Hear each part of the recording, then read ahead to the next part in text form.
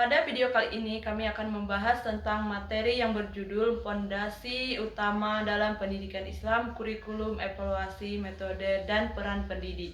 Sebagai bagian dari tugas mata kuliah Ilmu Pendidikan Islam. Sebelum kami melanjutkan ke pembahasan, perkenalkan kami dari Prodi Tadris Matematika. Perkenalkan, nama saya Manda Salvira. Saya Noprianti. Saya Yudhistira Rapaldo. Dan saya Asyaf Sabarugo. Semoga video ini dapat membantu teman-teman memahami materi dengan mudah. Selamat menyaksikan. Yang pertama itu adalah kurikulum pendidikan Islam. Kurikulum pendidikan Islam adalah seluruh rancangan pembelajaran yang bertujuan untuk membentuk manusia yang beriman, berilmu, dan berakhlak mulia. Di kurikulum ini tidak hanya tentang materi pembelajaran, tetapi juga dengan tujuan, metode, dan evaluasi yang sesuai dengan nilai-nilai Islam. Dalam menyusun kurikulum terdapat beberapa prinsip penting. Pertama, prinsip tauhid, yaitu setiap materi dan proses belajar harus menguatkan keimanan kepada Allah. Yang kedua, prinsip keseimbangan yang mencakup aspek jasmani, rohani, akal, dan akhlak. Yang ketiga, prinsip kemaslahatan, yaitu kurikulum harus memberikan manfaat bagi kehidupan peserta didik. Dan yang keempat adalah prinsip perkembangan, yaitu kurikulum disesuaikan dengan kemampuan dan kebutuhan peserta didik. Kurikulum pendidikan Islam juga memiliki tujuan utama yang perlu dipahami. Tujuan tersebut adalah yang pertama, mengembangkan potensi spiritual, yaitu menumbuhkan akidah yang kuat serta pemahaman tentang nilai-nilai Islam. Yang kedua, mengembangkan potensi intelektual, yaitu memberikan ilmu pengetahuan yang bermanfaat serta kemampuan berpikir kritis. Yang ketiga, mengembangkan potensi sosial, yaitu membentuk peserta didik yang mampu berinteraksi secara baik dalam masyarakat. Yang keempat, mengembangkan akhlak mulia agar peserta didik mampu menerapkan adab dan etika dalam kehidupan sehari-hari. Selain itu, kurikulum pendidikan Islam juga memiliki komponen inti, yaitu tujuan pendidikan yang menjadi arah proses belajar. Isi atau materi pembelajaran yang mencakup ilmu agama, ilmu umum, serta keterampilan hidup. Metode pembelajaran, yaitu cara guru menyampaikan materi. Evaluasi adalah penilaian untuk mengukur keberhasilan belajar. Kurikulum pendidikan Islam bersifat dinamis, artinya kurikulum dapat mengikuti perubahan zaman tetapi harus tetap menjaga nilai-nilai Islam. Dengan demikian, kurikulum pendidikan Islam bukan hanya tentang apa yang diajarkan, tetapi bagaimana pendidikan itu membentuk manusia yang seimbang, baik dari sisi iman, ilmu, maupun akhlaknya. Dengan pemahaman ini, kita dapat melihat bahwa kurikulum pendidikan Islam memiliki peran sentral dalam menentukan arah kualitas pendidik dan karakter peserta didik.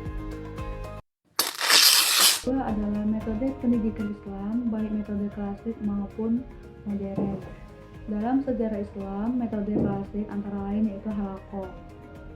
Dalam kelompok lingkaran, sorogan secara langsung dan individual kepada guru, serta guru membaca kitab sementara murid membaca dan mencatat. Seiring perkembangan zaman, metode tersebut berkembang menjadi berbagai metode modern seperti diskusi kelompok, metode tanya jawab, pembelajaran berbasis proyek, hingga penggunaan multimedia dan proses dalam belajar mengajar. Tujuannya tetap sama, yaitu membentuk peserta didik yang beriman, berilmu, dan berakhlak mulia.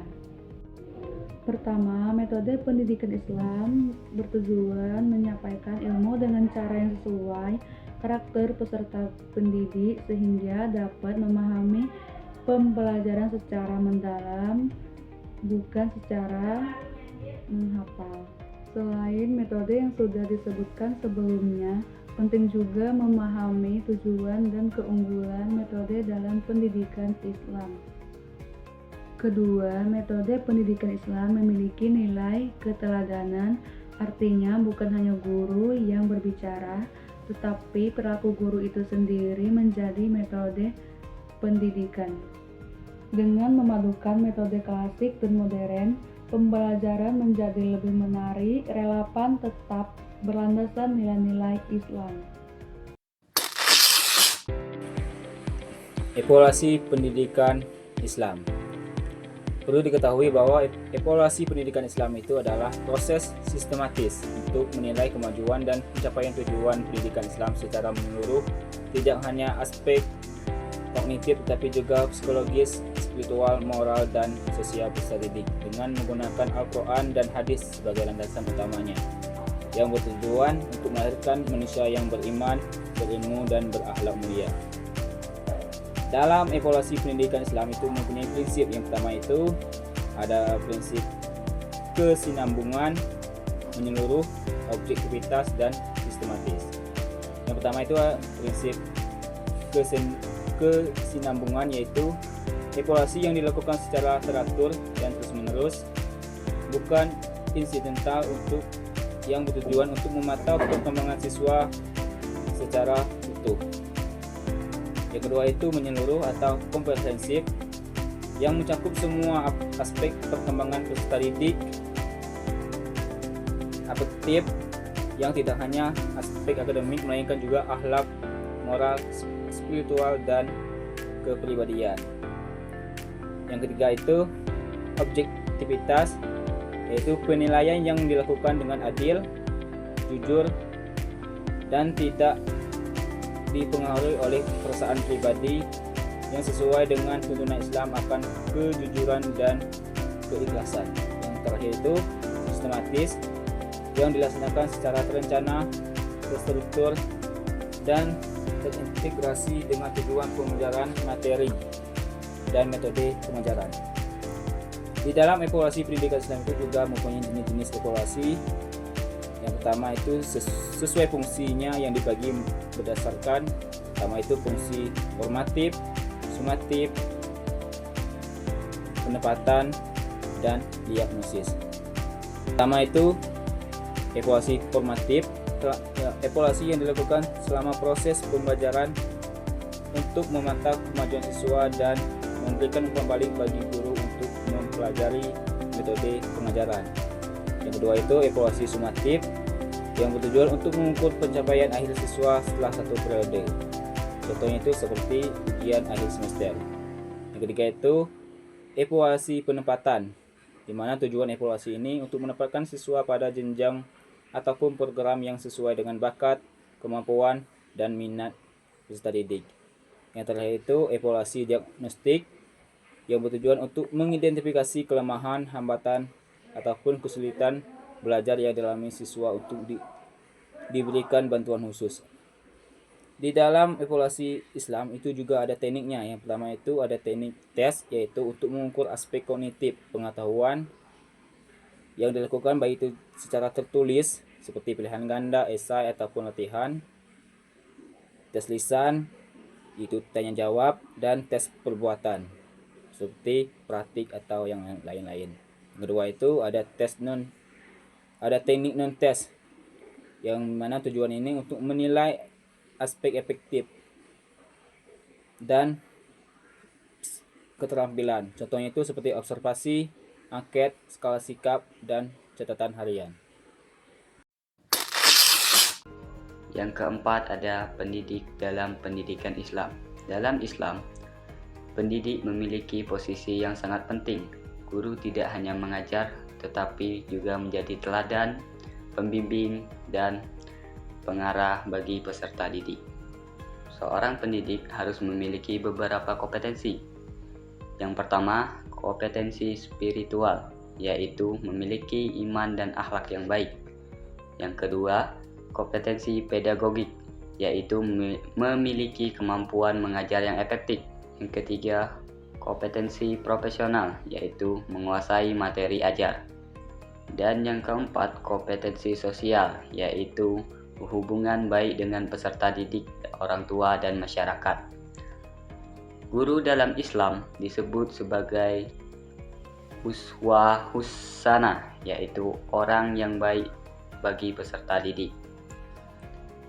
Dengan demikian, keberhasilan pendidikan sangat dipengaruhi oleh kualitas dan akhlak pendidiknya. Dalam pendidikan Islam, pendidik tidak hanya mengajar, tetapi juga memiliki beberapa tugas utama. Yang pertama sebagai murabi atau pembina. Guru membina akhlak dan jiwa peserta didik melalui bimbingan, nasihat, dan keteladanan. Yang kedua sebagai mu'alim. Guru menyampaikan ilmu secara benar, sistematis, dan dipahami. Yang ketiga sebagai mursyid atau pembimbing spiritual. Guru membantu peserta didik dalam mendekatkan diri kepada Allah melalui ibadah, akhlak, dan pemahaman agama. Yang keempat sebagai mudaris, pemberi penjelasan. Guru membimbing peserta didik agar dapat memahami pelajaran secara mendalam. Selain itu, pendidikan dalam Islam harus memiliki sifat-sifat seperti sabar, ikhlas, adil, dan kasih sayang kepada murid. Hal ini sangat penting karena kepribadian guru sangat berpengaruh terhadap keberhasilan pembelajaran. Peran guru tidak hanya di kelas, tetapi juga dalam membentuk karakter peserta didik dalam kehidupan sehari-hari. Oleh karena itu, dalam Islam, pendidik disebut sebagai pewaris para nabi, yang tugasnya sangat mulia dan penuh tanggung jawab. Demikian video pembahasan materi dari kami. Maaf jika ada salah kata, kurang dan lebihnya kami mohon maaf. Kepada Allah kami mohon ampun. Kami akhiri wabillahi taufiq wal hidayah. Wassalamualaikum warahmatullahi wabarakatuh.